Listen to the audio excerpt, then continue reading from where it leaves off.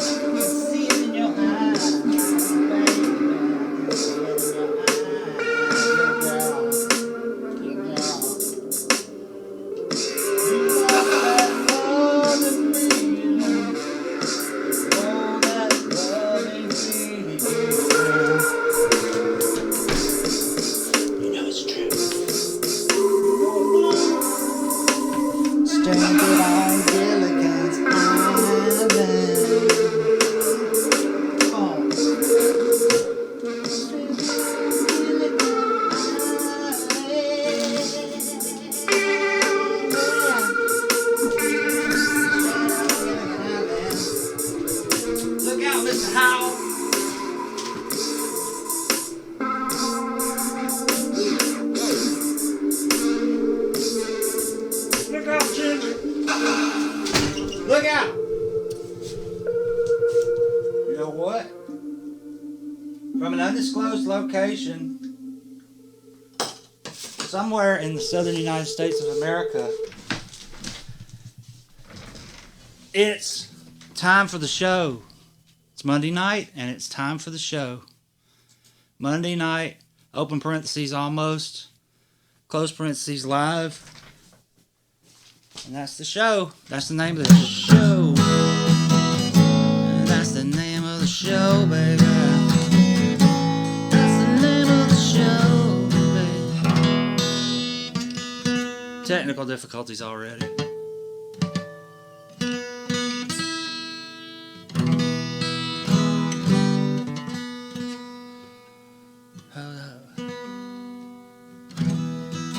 Couldn't you have done this? This is my friend Alvarez. Say hello, Alvarez.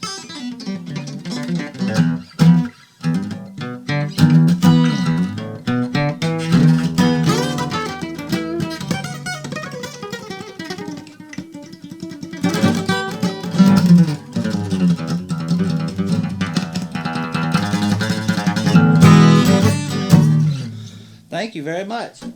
My name is David, and this is time for the show, and this is what the show is. This is the slow decline of a man's of a 56-year-old man's mind over a slow hour of time. That's what it is, and that's the name of the show. This is what happens, Larry. This is what happens when you fool a stranger in the Alps. This is what happens, Larry. My name is... What is my name? I forgot. Do you ever try to make up an original superhero with original powers? It's very hard to do because it seems like all the superpowers have been taken already, all the good ones. But then again, if you think about Stan Lee and his creations, in other words, the Fantastic Four, Spider-Man, like, there were kind of powers that already existed. I mean, the Invisible Woman, Invisible Girl, that was already an Invisible Man before that. And was there a guy who could stretch? Probably. And Thing is strong like Superman. It's just a different flair to it, a different variation on it. Spider-Man's powers are pretty original. They are.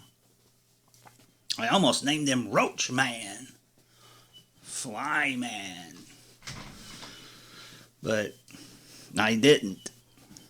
But if you look, okay, so what's an original superpower? I got one. How about this? Like, okay, you've seen Groundhog Day, right? What if, now bear with me, what if instead of repeating the same day over and over, you repeat it every other day, like you had to have a practice day? Think about that. As I take a sip of my Mountain Dew Code Red. Very healthy. My name is David, and this is my show, and this is what the show is. 25 years and my life is still trying to get up that great big hill of hope for a destination. I realized quickly, when I knew I should, that the world was made up of this brotherhood of man, for whatever that means. Page 2. Hey, remember the 90s? I cry sometimes when I'm lying in bed just to get it all out what's in my head, and I'm feeling a little peculiar. Now, on with the countdown. Right now I'm feeling a little bit of trivia. Yeah. Everybody might not realize this, but where I grew up, there was a little thing we like to call trivia. Just a little test of knowledge, you know. Slap a little trivia to them.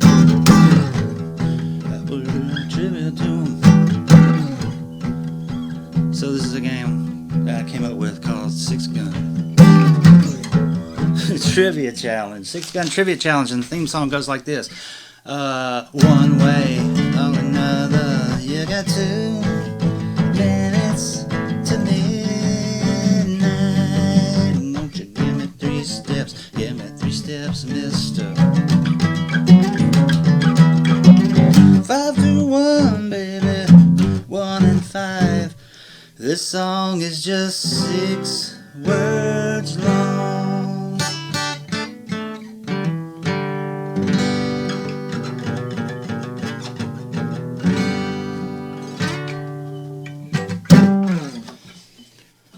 Indeed, that's the theme song. So this is a game that I have this rack, if you will, a box of that's a box of Trivial Pursuit cards from the Baby Boomer edition, because I'm a baby boomer because I was born in 1952,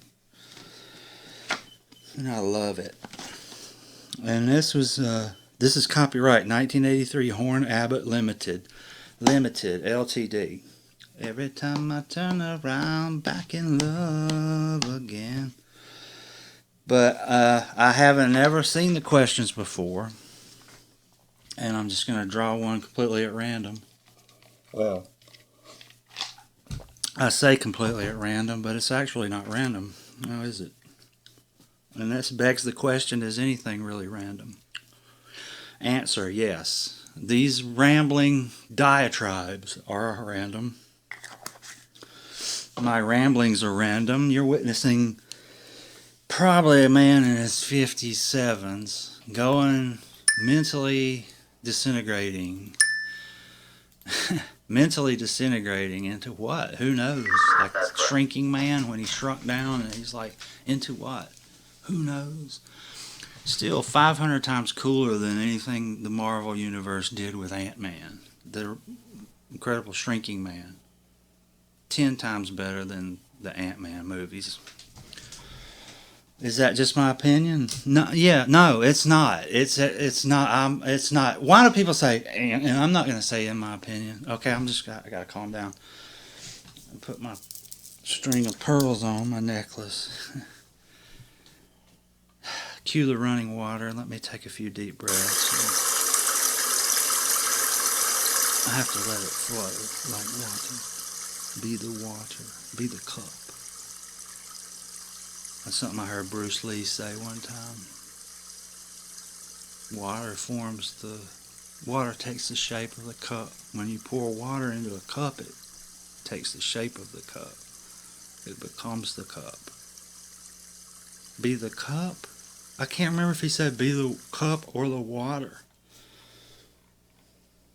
No, that was Hypatia Lee. No, that was anyway. Is this entertaining to you? I don't know. And I'm still going to do it. This is my job. I want this to be my job, and I want to do a good job of it, but I'm not going to bend over the barrel head. Should I start over? No, can't. Mr. Manfred, Syndrome. Can't be late. it's got to be on time, and it's got to have that rhyme, and it's got to be a flime, shimey shine. Good. And I'm feeling, right now, I'm feeling like a little trigger. So there's 6 categories, 6 questions. If I answer all 6 questions, then I win $100. The categories are television, stage and screen, nightly news, publishing, Lawrence Taylor, and revolutions per minute. Okay, and I got something to write on, and I'm just gonna relax first and foremost, read the questions, and then I'll write my answers down on this piece of paper right here. And I want you to hear me writing like Match Game, how you can hear the little squiggles, because I find that neat. That's how I find it. How pretentious. I find it quite neat. Now I'm going to move this microphone back just a little bit. Careful not to bump it because it'll make an awful noise. Could this be the day that I get all 6 and win $100?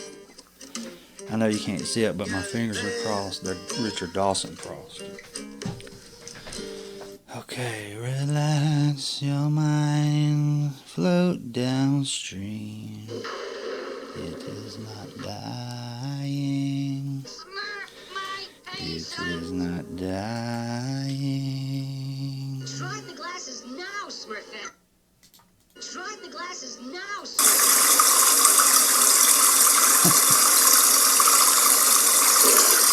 Turn that water off. Turn it back on. Turn the other water on. That's right, it stinks. Turn that water off. Turn the other water back on. I need a background noise. Let me find me a good background noise, not the water. I like to have a background noise on it.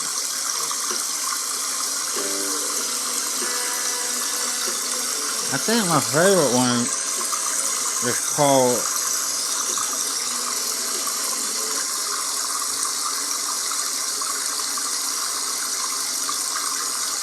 While I'm looking for it, listen to this song by Particular Noise. I don't think you'll mind me playing it. Just while I'm looking for some background noise. This is good background noise. It's more than background noise. I need something that lasts longer.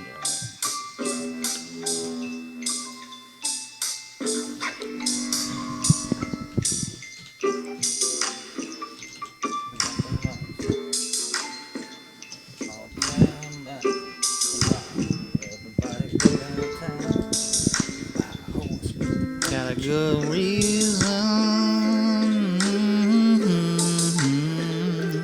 Come on, baby. Light my fire.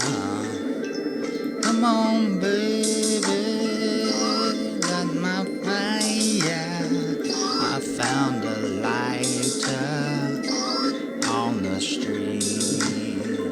Television. Stage and screen, nightly news, publishing, Lawrence Taylor, and a RPM. Yeah. Come on, come on, come on, come on, now touch me, baby. The crystal ship.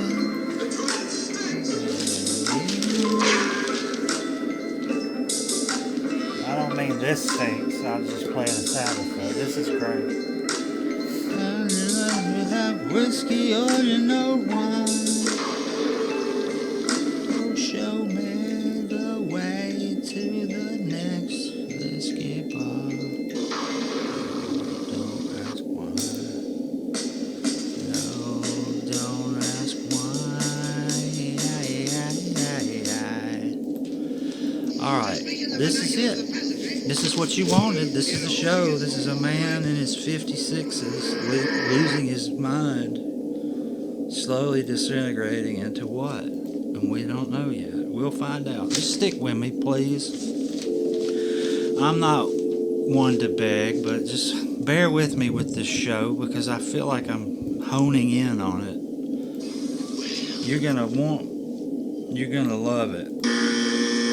But right now I'm feeling a little Trujillo. Right? Is the background noise a little bit too loud? Let me turn it a little bit. Pretentious. That's nice. That's a good level, I think, isn't it? Okay. This is the first question in the trivia game. Thank you. I think I'll just make this an ASMR show. Yeah. You ever heard of ASMR? Yeah. It's where they talk like this and they do. No. I like it. No. I find it quite soothing. Okay. Thank you. Television. Yeah, How much of the $400 talent budget did Martin and Lewis get for the first Toast of the Town? How much of the $400 talent budget did Martin and Lewis get for the first Toast of the Town? Now that leads me to believe that it's some kind of trick question. Like, what would you say? $99? Probably not. I'm going to say 0.0. Fat, drunk, and stupid is no way to go through life, son. 0.0. Mr. Blutarski. Stage and screen. What actor told a Playboy interviewer that Bedtime Story was, quote, the only time I ever really enjoyed myself, unquote, question mark. What actor told a Playboy interviewer that Bedtime Story was the only time I ever really enjoyed myself? Bedtime Story. I'm going to say Boutros Ghali. Okay. Nightly news. What on November 13th, 1971 became the first planet after Earth to be orbited by a man-made object? Mr. Manfred syndrome. The moon. Wait. Planet. 71 Jupiter. Jupiter. Publishing. What did Frances Moore Lapp say in her 1971 book Diet for a Small Planet that baby boomers shouldn't eat? Baby boomers should not eat this. I say the quarter pounder. Oh, I'm going to break all kinds of records with this, I can tell already. Now, Lawrence Taylor. What political figure noted sincerity is the thing that comes through on television? Kennedy. No. Nixon. No. Yeah, Nixon. Adolf Nixon. Dick Nixon, Tricky Dick Nixon. Now, RPM. What actor recorded a full album of Jimmy Webb songs called A Tramp Shining? Jack Nicholson. Okay, you ready to turn it over and see how I did? I sure am. I'm all anticipation. Oh, number 1, 200. That's a miss. Number 2, Marlon Brando. Miss. Number 3, Mars. I said Jupiter. That's a miss. Well, number 4 is meat, and I said quarter pounder, but in this game I have to be exact, so no. Even though a quarter pounder is meat, or maybe it ain't. I don't know. Ooh, okay. I got the 4th one. The 5th one, Richard Nixon. And then the next one was Richard Harris. So I got a grand total of 1 out of 6. Isn't this exciting? That's the way it goes on the 6-gun $100 trivia challenge. One way or another, you got 2 minutes to midnight. Won't you give me 3 steps? Give me 3 steps, mister. 5 to 1, baby. 1 and 5. I got 1 out of 6.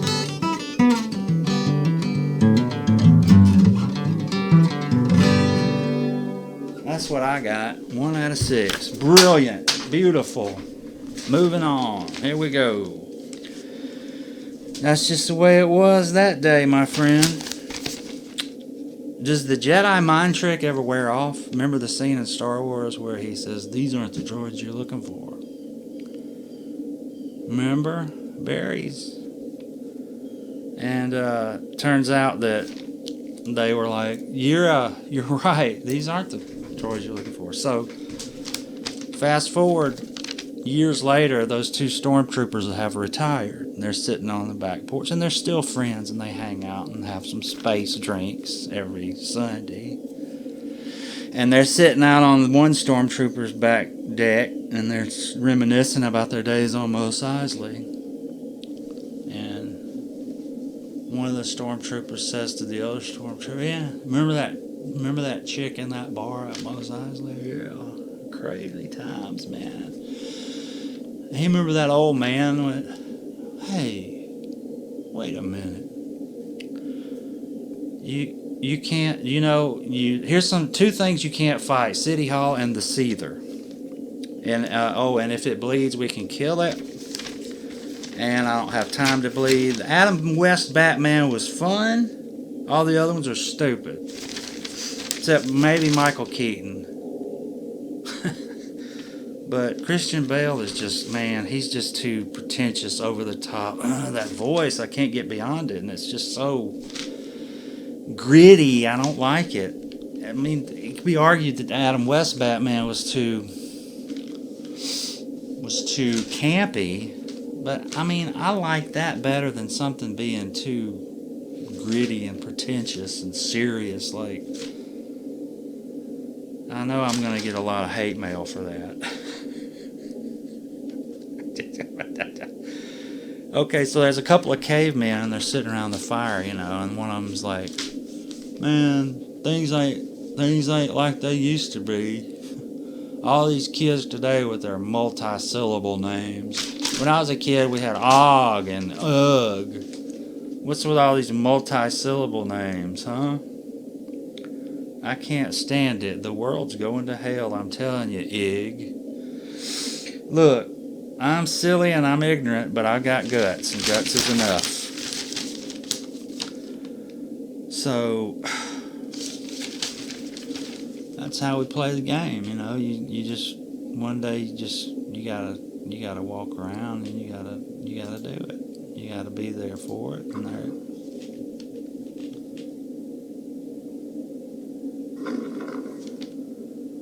I think I hear the giant. Oh yeah, that's him. Ooh, it's getting closer.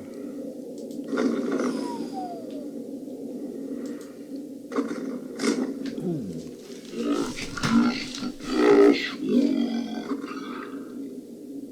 Harryhausen.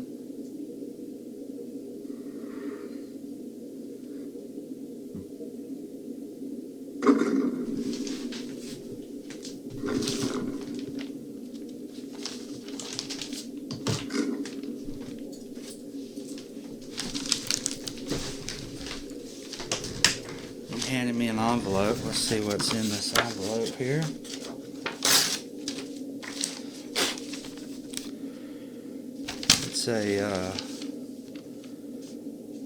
It's a list of 5 things things in pop culture that are named after playing cards. Okay, so Number 1, the Joker. And the Joker is...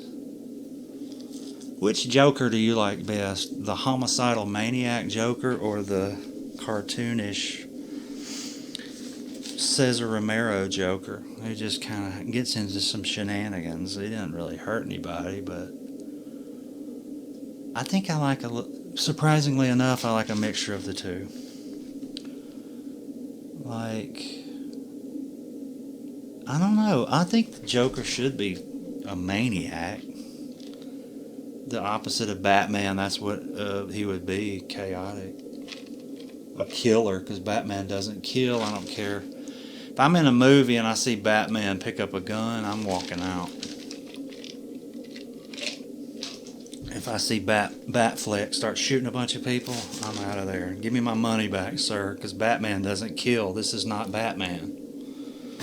And what's with the gritty Superman dark color? Number 2, Queen. We are the champions indeed. Is there a better band than Queen? I mean, yeah, they can't compare. There's certain flair they had. I don't know what it was. Oh, number 3, Wrapped Up Like a Deuce. Another rumor in the night. Wrapped up like a deuce. Another rumor in the night. Number 4, Jack. Hey, he's got 2 card names. Jack King Kirby. The absolute greatest comic book artist who ever existed was Jack Kirby. Man, his drawings were just so good. Number 5, trays. Okay, 3. If you play poker, you might know the number 3 card. It's also called a tray, right? Now, the trays at Morrison's. Remember Morrison's when you used to get the tray and you slide it down the little thing and then you'd say, oh, give me some of that chicken. And you'd pile. And it would be like a buffet style. I mean, you'd have fried chicken, pizza, mashed potatoes, boiled shrimp. Yeah, that's the way to eat with on that tray. That was so cool, you know. But it wasn't better than today or not. No, I'm not saying. Just forget it. No.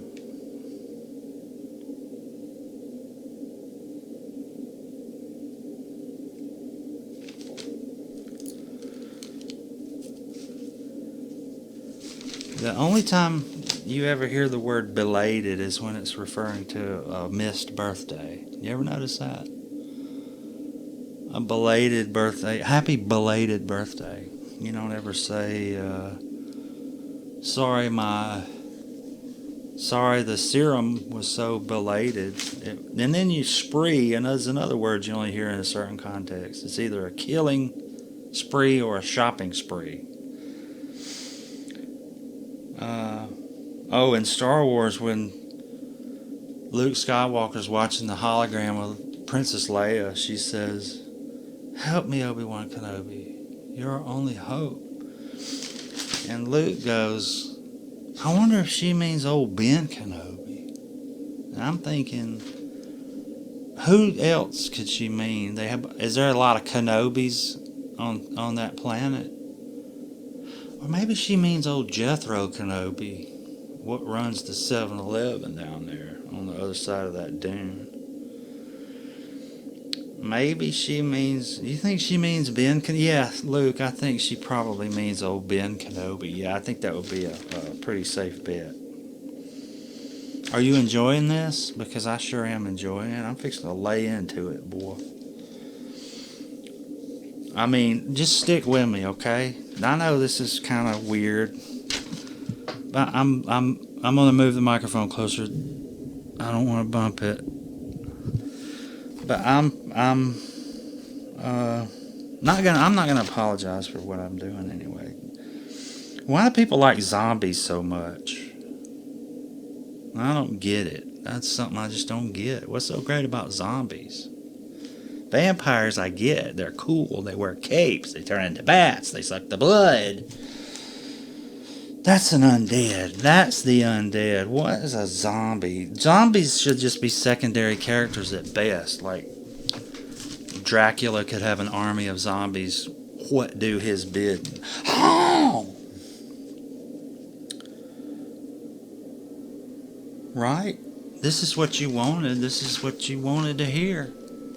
I'm giving you what you want. You want to hear a man in his 57s deteriorating mentally before your very ears.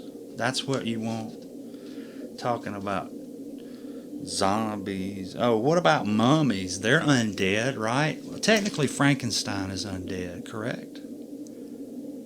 He is technically a reanimated corpse. Yeah.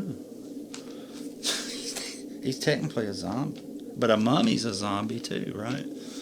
Is a mummy the undead, or is that...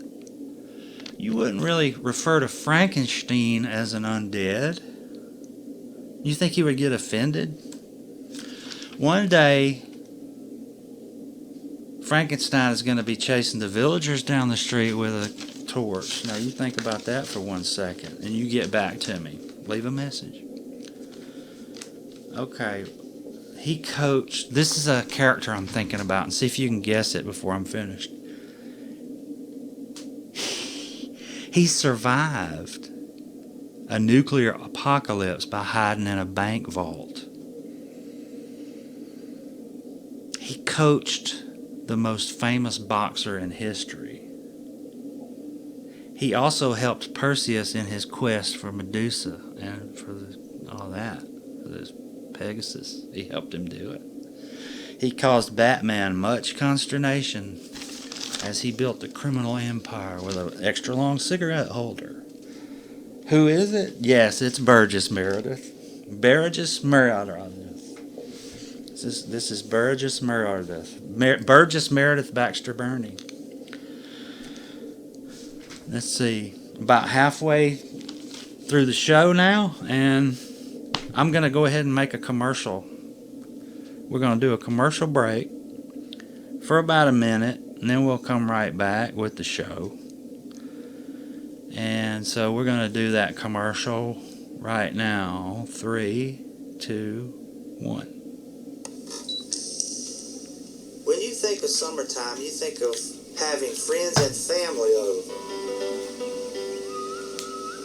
Really? Is that what you think? When you think of summertime, you think of having friends and family over. Are you serious? Do you really think that? Okay, I was just testing. I was just testing. I was seeing how devoted you were to your idea of things. You passed. Oh yes, you passed the test. When you think of summertime, you do think of having friends and family over and hanging out by the pool. If you need help getting your pool And your we're back, summer Jack. ready, Hands to summer yourself. ready. Sometimes I If you need help wake getting in the your morning and I pool step in your outside yard and I take a summer deep breath ready. and I get riled. I scream to the top of my lungs, what's going on? But if you're What's going on, man? What's going on, man? It's cool and possibly indicative of a commonality that we do not understand. How many rock stars, music stars, were into comic books? What's the connection, do you think? Elvis Presley patterned a lot of his look after Captain Marvel Jr. And that's not a joke. Even the little lightning bolt in his TCB logo was taken from Captain Marvel comic books.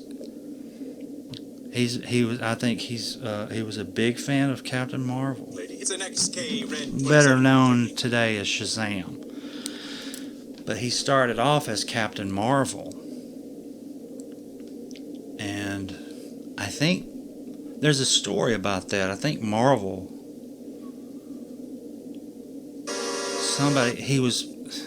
it was given Superman. He was outselling Superman, so they decided to take him down somehow. After Superman crushed Captain Marvel, the name was not being used. So Marvel swooped in and scooped up the name just to secure the name, because they figured, well, we're Marvel Comics, we should have a Captain Marvel without having a character. They did that with, they patented it. They went ahead and copyrighted the name before they had character. I think they did the same thing with She-Hulk and Spider-Woman. Oh, have you heard about the Fantastic Four movie that was made by Roger Corman? This is very interesting. You should look it up. I won't go into it now because, you know, it's a very interesting story about how they made this Fantastic Four movie without ever intending to release it, just to somehow hold the copyright or something. I'm not sure how it works, but it was a weird, legal wrangling. But it's not bad. I've seen it, and it is not bad. I'll tell you what, it's better than the dadgum Fantastic Four movies that came out, you know, with Chickless. You know, it was better than that. I thought. I enjoyed it more anyway. We'll be right back.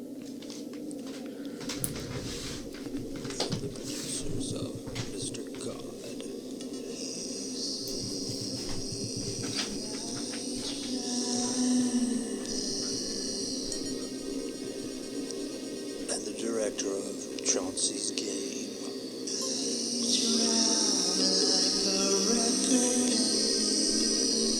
What's happening?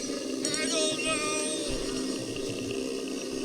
Comes Toe-Line Cinema's latest horror masterpiece.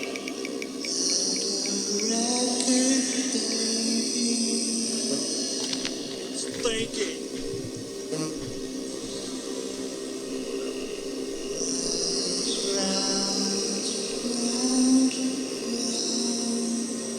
It's haunting us.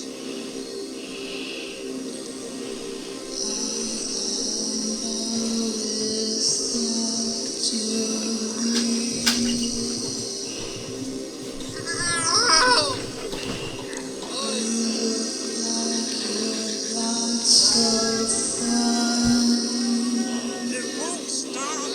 Why should it want to stop?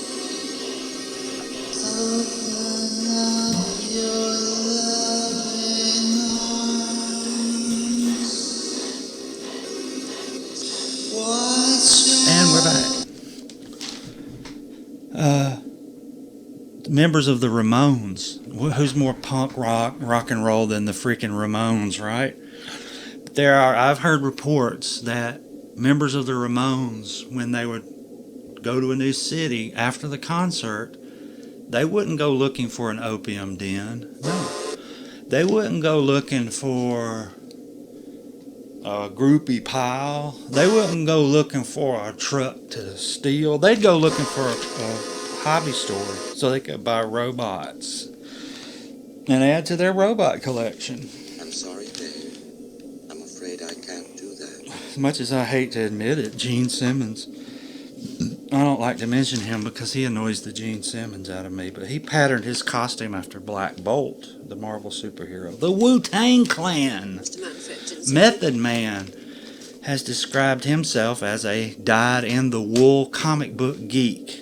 I've seen it. I know. Run DMC of Run DMC is a comic book nerd, unabashedly. He said when they first started rhyming, he's like, the beat was dropped, and then he thought, well, what am I going to do? What would the Hulk do? He would bust through the wall and crash through the, you know. Paul McCartney mentions two Marvel characters in his song, Magneto and Titanium Man. And anyway, what's the connection? I don't know. Yeah. Isn't that something? I mean it really. Really?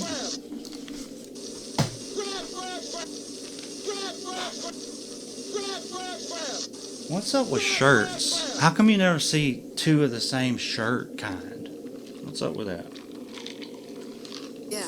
You would it's think, actually- you yeah, know, it's- have you ever run into somebody who had the same shirt that you have? No.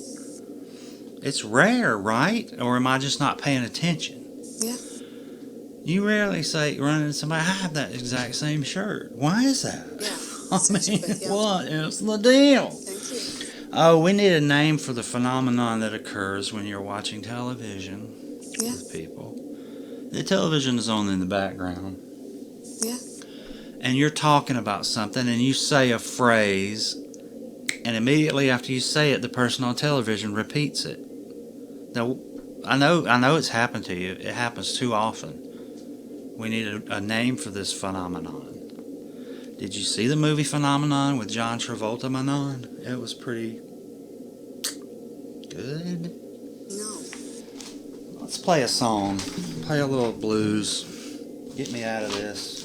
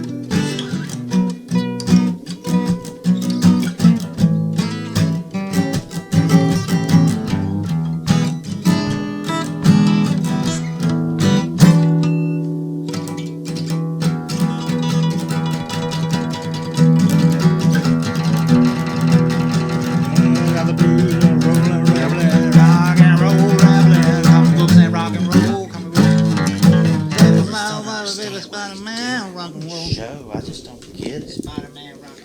Guess what? I don't either. You think I get it? I don't. Well, that's about all. I've just ran through the briars and ran through the branches too fast, didn't I? I reckon I did. What are you gonna do? I guess it's all just a brick. It's all in all, it's just a brick in the wall, I suppose. Is that the giant coming back? Where does he come from? I don't think I'm. What's the password? Ooh,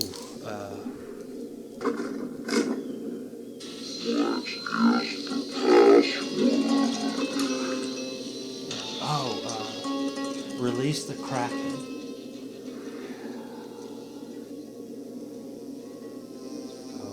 Ooh, okay, that's it. He stepped on my neighbor's Buick.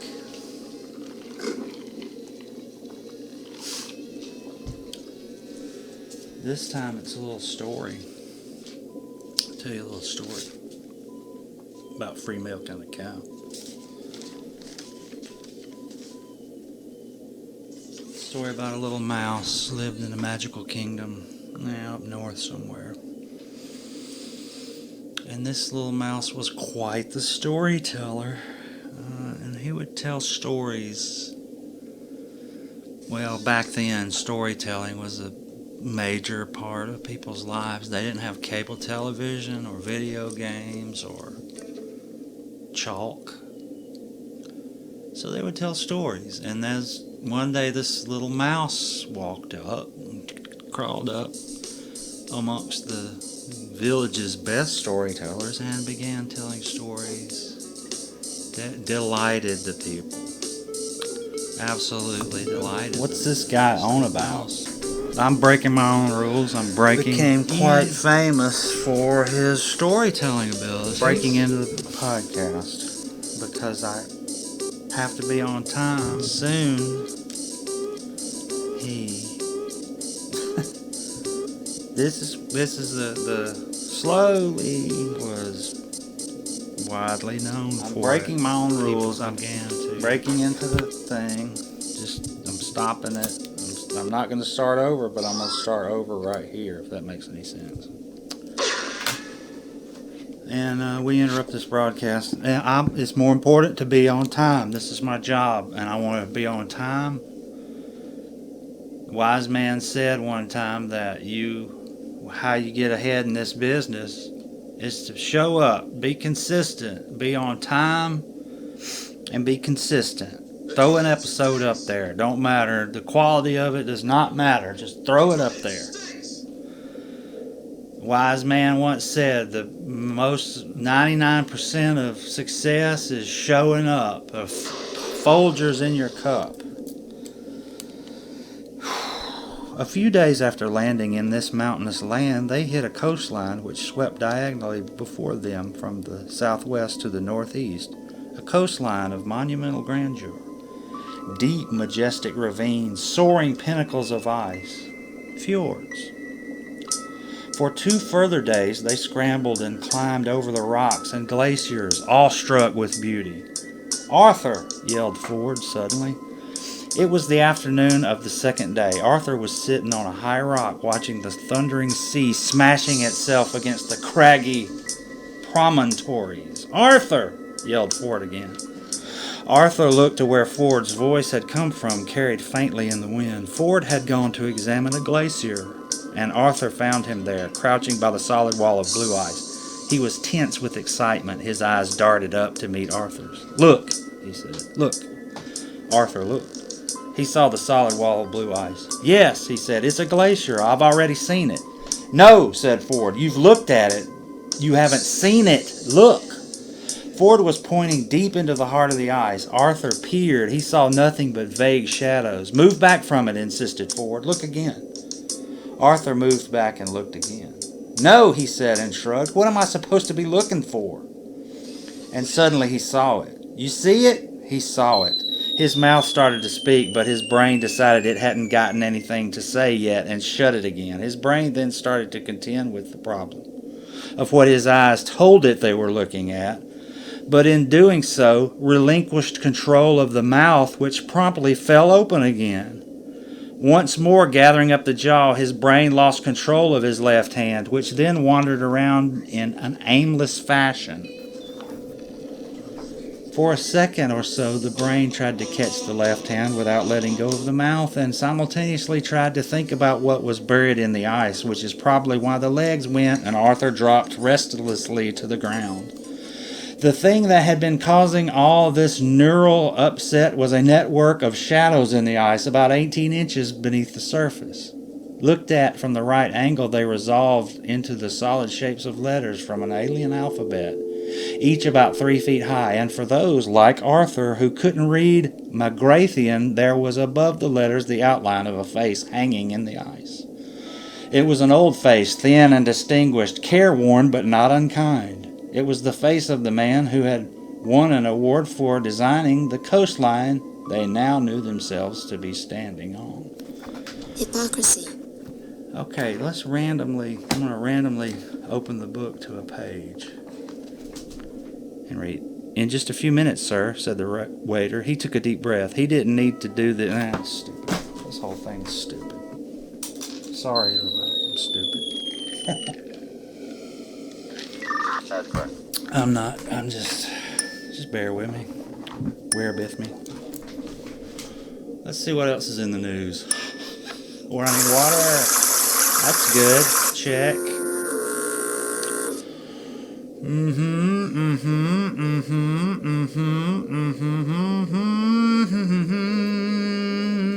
Look out, Mayor. Don't. Watch out.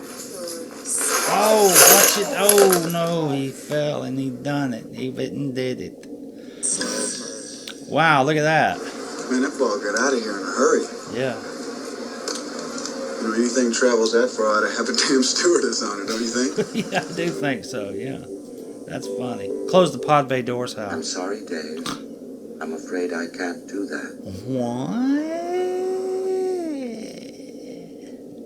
Wait.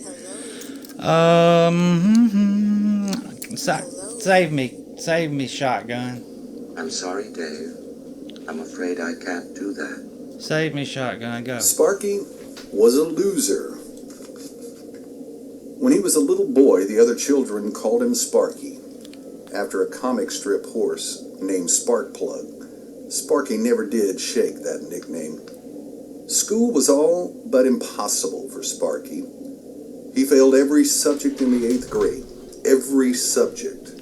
He flunked physics in high school, receiving a flat 0 in the course. He distinguished himself as the worst physics student in his school's history. He also flunked Latin, algebra, and English. He didn't do much better in sports either. Although he managed to make the school golf team, he promptly lost the only important match of the year. There was a consolation match, and Sparky lost that too. Throughout his youth, Sparky was awkward socially. He was not actually disliked by the other youngsters. No one even cared that much. He was astonished if a classmate ever said hello to him outside of school hours. No way to tell how he might have done it dating. In high school, Sparky never once asked a girl out. He was too afraid of being turned down. Can't win if you don't play Sparky. Sparky was in fact a loser. He, his classmates, and everyone knew it. So he rolled with it. Sparky made up his mind early in life that if things were meant to work out, they would. Otherwise, he would content himself with what appeared to be inevitable mediocrity. But here's the rest of the story. Something was important to Sparky, and that was drawing. He was proud of his own artwork. Of course, no one else appreciated it. In his senior year of high school, he submitted some cartoons to the editors of his class yearbook. Almost predictably, Sparky's drawings were rejected. While the young man had stoically rationalized virtually all of his failures theretofore, he was rather hurt by the general ignorance of what he believed was his one natural talent. In fact, he was so convinced of his artistic ability that he decided to become a professional artist. Upon graduating high school, he wrote a letter to Walt Disney Studios, a letter indicating his qualifications to become a Pause. I know how Sparky feels. I know how Sparky feels. 100%. Go ahead. cartoonist for Disney. Yep. Shortly, he received an answer, a form letter requesting that he send some examples of his artwork. Subject matter was suggested. For instance, a Disney cartoon character repairing a clock by shoveling the springs and gears back inside. Sparky drew the proposed cartoon scene. He spent a great deal of time on that and other drawings. A job with Disney would be impressive, and there were many doubters to impress. Sparky mailed the form and his drawings to Disney Studios, and then Sparky waited. And one day the reply came. It was another form letter, very politely composed. It said that Disney Studios hired only the very finest artists, even for their routine background work. It had been determined from the drawings which Sparky had submitted that he was not one of the very finest artists. In other words, he did not get the job. I think deep down Sparky expected to be rejected. He had always been a loser, and this Sparky expected to be rejected. Expected to be rejected. Yeah, he expected to be rejected. Yeah, he expected to be ejected. Sparky was a loser. L-O-S-E-R. He expected to be ejected. Come on, little baby, come on and do it one time. Alright, go ahead. was simply one more loss. So you know what Sparky did? What? He wrote his autobiography in cartoons. Cool. He described his childhood self, the little boy loser, the chronic underachiever, and a cartoon character the whole world now knows. Little boy loser. Alright, go ahead. Finish it up. For the boy who failed the entire 8th grade, the young artist whose work was rejected not only by Walt Disney Studios, but by his own high school yearbook. That young man was Sparky Charles Monroe Schultz. Yeah. He created the Peanuts comic strip and the little cartoon boy whose kite would never fly, Charlie Brown. Go, Zulu. To boldly go. Go, Zulu. To boldly go. Go, Zulu. To boldly go. Thank you for having me. I don't think that's a raisin. I don't either, man. What's that? Well, Lord, I've got 'em. I've got the honky-tonk blues. How was the presentation? It was a disaster, Faye. No, you gotta be kidding me with this. What did you score on your exam? 0.0. I want to write my sentence. That's correct. After my sentence.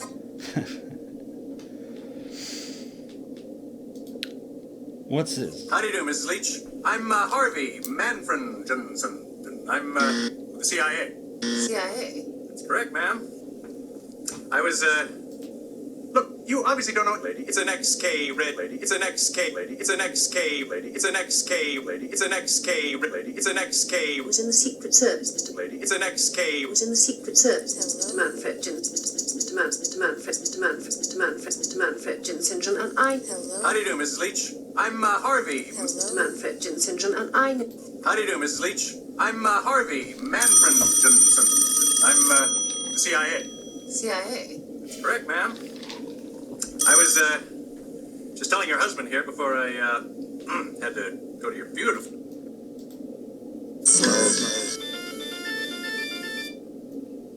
How do you do, Mrs. Leach? I'm where I had to go to your beautiful bathroom. We've got a high-ranking KGB defector in a safe house near here. We're debriefing him as of now, and we're just checking all the houses in the neighborhood. For what? For what? KGB. Is there any danger? No, not now. We just want to keep everyone informed. So, Archie, thanks for the drink. Sorry to trouble you folks. I'll see myself out. Keep everyone informed. Don't panic, ma'am. But isn't it a secret? You have no idea how secret. Well, why are you telling everyone? It's a smokescreen. What? Double bluff. It's more important to be on time than anything else in the whole world. It's an XK Red 27 technique. My father was in the Secret Service, Mr. Manfred Jensen, and I know perfectly well that you don't think the general public was in the Secret Service, Mr. Manfred Jensen, and I was in the Secret Service, Mr. Manfred Jensen, and I was in the Secret Service, Mr. Manfred Jensen, Mr. Manfred Jensen, Mr. Manfred Jensen, Mr. Manfred Jensen, Mr. Manfred Jensen, Mr. Manfred Jensen, Mr. Manfred Jensen. What do you think? That's the best one right there. Hey, That kids. was the best one right there.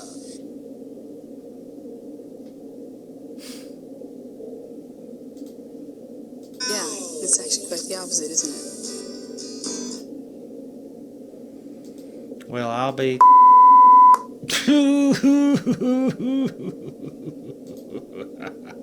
That's the best one right there. That was the best one right there.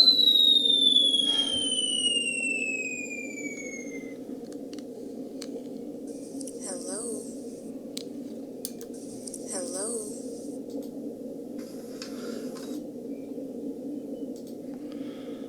Oh, hey, Big Spender. Okay. How you doing? Woke up this morning.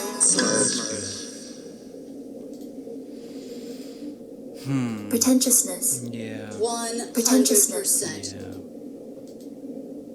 Pretentiousness. You might know who we are. We know who you are. So speak in the vernacular of the... Well, regardless of everything else, I had a good time. I got some frustrations out, and did I entertain you? I don't know. Probably not. Probably turned this off a long time ago, huh? Well, that's the way it goes. Every now and then, you just gotta go for it. You know, it's pretty much go for it. That's my philosophy.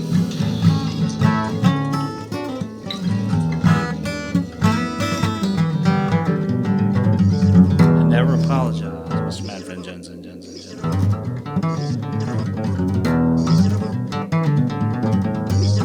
This has been a clinic of how to do it. this is probably our finest hour. I enjoyed it.